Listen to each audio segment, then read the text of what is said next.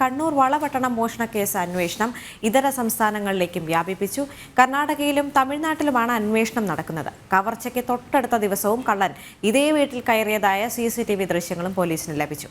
മിഥുൻ പിള്ള ചേർന്നുണ്ട്. മിഥുൻ, ഈ ഒരു വിഷയത്തിൽ അന്വേഷണം ഏതുവരെ എത്തി നിൽക്കുകയാണ്? പ്രത്യേക സംഘം രൂപീകരിച്ചുള്ള അന്വേഷണം മുന്നോട്ട് നീങ്ങുകയാണ്.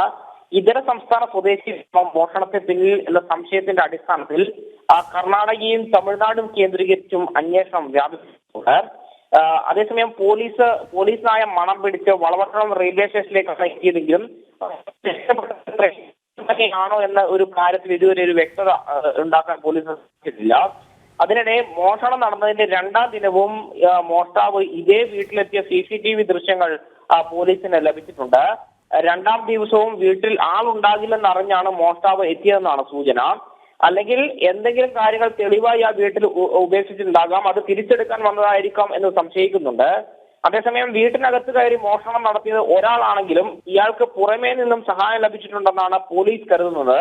വീട്ടിനകത്തുനിന്ന് ലഭിച്ച ഒളിയും വിരലടയാളങ്ങളും കേസിലെ നിർണായക തെളിവാണ് ദേവിക. ശരി, ടെലിഫോൺ ലൈനിൽ ചേർന്നത് കണ്ണൂരിൽ നിന്ന് മിഥുൻ പിള്ള.